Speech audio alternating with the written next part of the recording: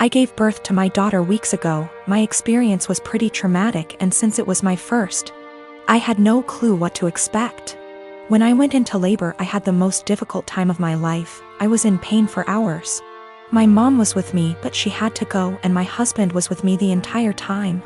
I did something so embarrassing in the delivery room. I pooped myself, which was unexpected and I don't know, but it was embarrassing, and although my medical team were very professional about it, my husband couldn't help himself and started laughing about it later and even telling my family about it, but they didn't react. Just didn't find it funny, and neither did I. In fact, I found it embarrassing, and I already told him to stop bringing it up, especially when he started joking about getting me diapers for my opsies. It got really tiring and chipped away from my self-esteem and confidence. We were with his parents celebrating New Year's Eve together when I excused myself to the bathroom. While I was getting up, he made a quick remark and said, "Oh, yeah, you should go quickly because we don't want any accidents just like the one we had at the hospital. You know what I mean?" While blinking at me. His family actually laughed, and brother-in-law commented, "Good one." I was astonished and so angry and ashamed. I literally just lost it on him and yelled at the top of my lungs, calling him a cruel and insensitive jerk, to be using the difficult experience of birthing his child as a joking matter and humiliating me in front of everybody. He was shocked, staring back at me and not saying a word. All went silent, and I just stormed off to the bathroom till we left, and that was when he snapped, saying I messed up by talking to him like that in front of his family during dinner. I said I couldn't hold my tongue for that long, and after he kept joking about an embarrassing thing when I told him to stop. He said he was just joking, and I went overboard with my reaction, and also, I should have sucked it up and waited till we got home so we could address this privately, and I could even yell at him as long as I wanted. We argued about it after we got home, and he kept saying I humiliated him in front of his family during the celebratory evening by being petty and trying to one-up him. He even said I should have laughed along, not fly off the handle licks that. I am a 36 years old female, and I have always been into jewelry. I used to own a variety of jewelry sets, but due to unfortunate circumstances, most of them had to go so I could afford rent after I lost my job. My husband never got lucky to land a job since 2013. Thankfully now I have a stable job that gets us by from month to month.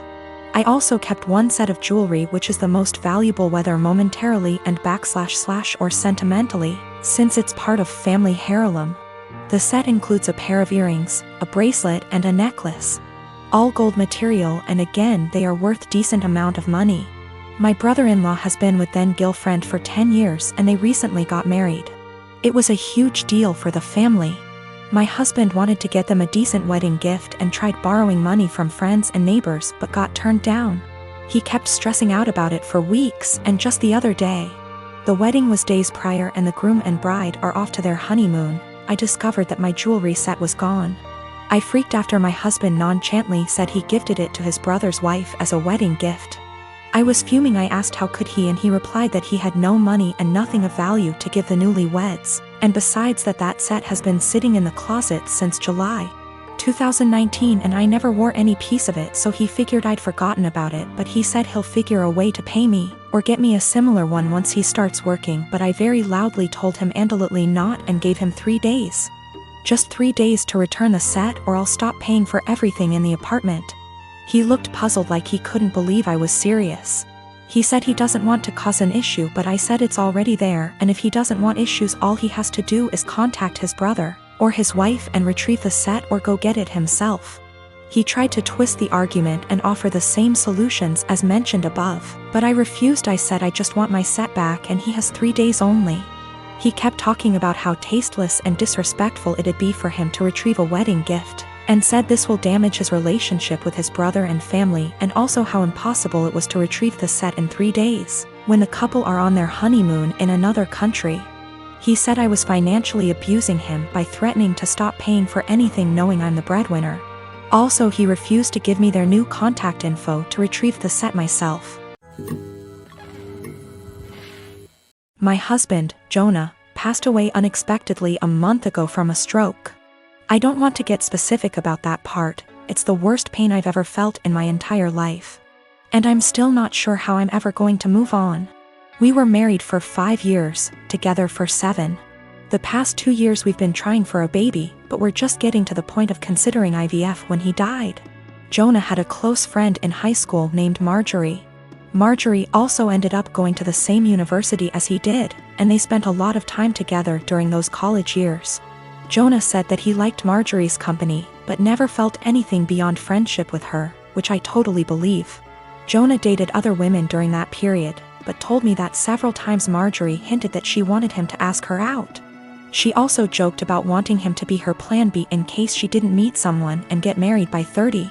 By the time I'd started dating Jonah, he had moved a couple hours away from his hometown, and Marjorie. Despite this, Marjorie immediately began finding excuses to come to our town and hang out, which usually involved her encouraging us to go drinking, and then her passing out on the couch at Jonah's apartment. I didn't mind her for the most part, but she had a habit of saying things like, "You know you ruined our marriage pact," and pointing out all the things that she knew about him, like what he took in his coffee, his favorite bands, etc.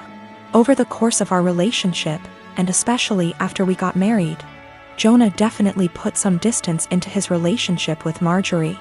He confided in me that he felt he had outgrown her and that they really had little in common anymore. He stopped responding to her invitations to hang out as often, though he would occasionally call to catch up out of guilt, especially when she would text him or leave messages saying she was so sad he was ignoring her, and the like. But now he's gone. I had him cremated, like he wanted. We haven't done the memorial service yet. It was too hard for me to even imagine the first couple of weeks. And I also wanted to give time for some out-of-state people to make travel plans. The memorial is this weekend. However, 2 weeks ago, I received an email from Marjorie sent to around 60 people, including Jonah's family, saying that she was holding a memorial service for Jonah in the town where they grew up, the day before his memorial here. I was completely blown away, seeing as she hadn't mentioned anything to me or even attempted to call. Along with the details, the email said that she was planning the memorial in light of the fact that no other service had yet been held in his memory, and he deserved to be laid to rest with honor. For the record, she was invited to the memorial, which I've been planning, and knew it was happening. I called her, of course, and told her that while I appreciated her willingness to help with Jonah's goodbye, I was already planning a service for him that would involve all of his family and friends. She immediately went on the defensive, and said that she had only started to plan a service when she realized I wasn't willing to do it in a timely manner. I told her that the timing wasn't her choice to make, but that if she wanted to have a memorial of some kind, to please just add on the invitation that his official memorial was going to be held this weekend. She said fine.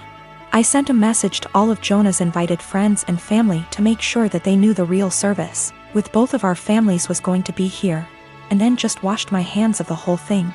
This week I received a message on Facebook from Jonah's cousin, saying that Marjorie, who has apparently blocked me on Facebook, created an event for Jonah's official memorial service, her memorial, and invited everyone she possibly could.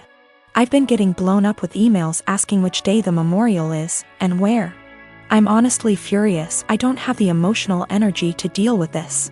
I ended up putting a post up on my wall, reiterating the date of his service here, and asking people to please share it.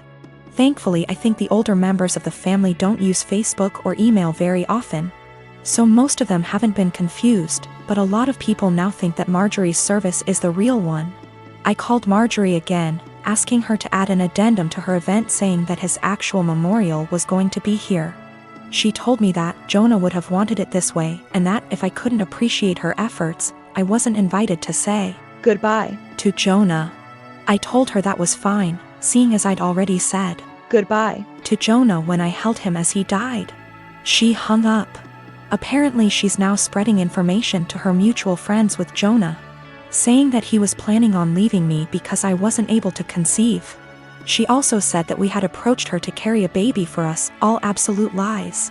His cousin sent me a screenshot of a text where she said that Jonah always thought we would have the cutest baby together, and that angry widow doesn't understand how much he wants children.